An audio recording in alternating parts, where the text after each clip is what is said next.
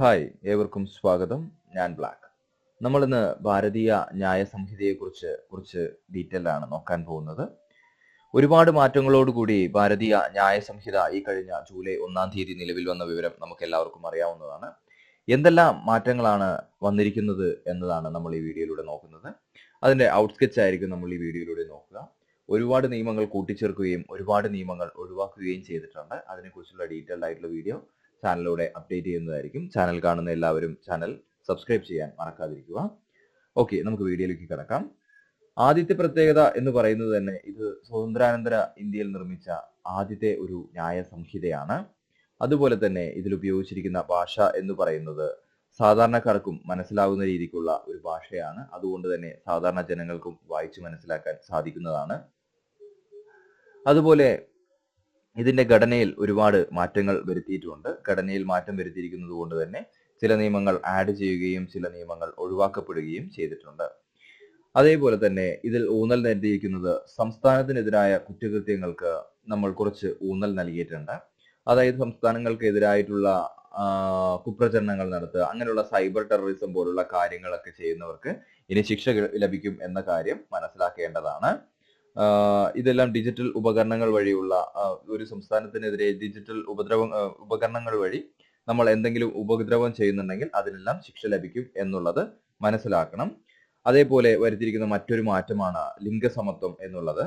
അത് ലിംഗസമത്വമല്ല, ലിംഗ നിഷ്പക്ഷതയാണ്. അതായത് മുമ്പുണ്ടായിരുന്ന നിയമത്തിൽ ലിംഗങ്ങൾക്ക് വ്യത്യസ്തമായി എഴുതിയിരുന്നു.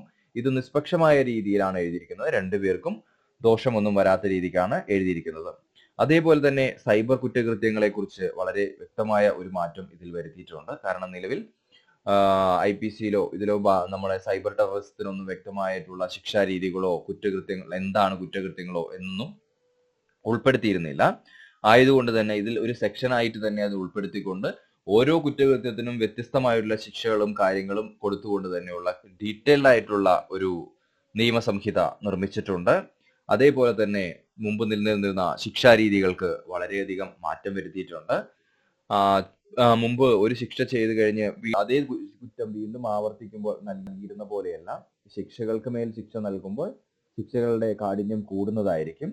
അതിനെക്കുറിച്ചുള്ള കാര്യങ്ങളെല്ലാം വ്യക്തമായ മാറ്റങ്ങൾ വരുത്തിക്കൊണ്ടാണ് ഭാരതീയ ന്യായ സംഹിത നിലവിൽ വന്നിരിക്കുന്നത്.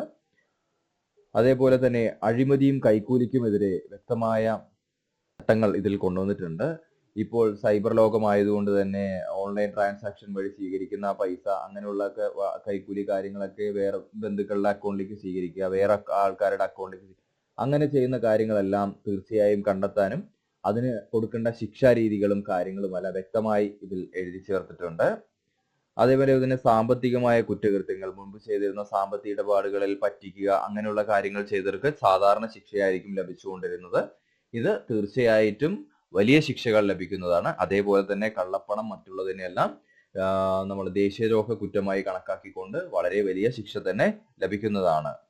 അതേപോലെ തന്നെ വ്യഭിചാരം എന്നുള്ളത് ഒരു ക്രിമിനൽ കുറ്റമായിരുന്നു. നിലവിൽ അത് മാറ്റി വ്യഭിചാരം എന്നുള്ളത് ഒരു ക്രിമിനൽ കുറ്റമല്ലാതെ മാറ്റിയിട്ടുണ്ട്. അതേപോലെ തന്നെ സ്വർഗരതി കോടതി ഉത്തരവ് പ്രകാരം അതും ഒരു കുറ്റകരമാവുന്ന കാര്യമല്ല.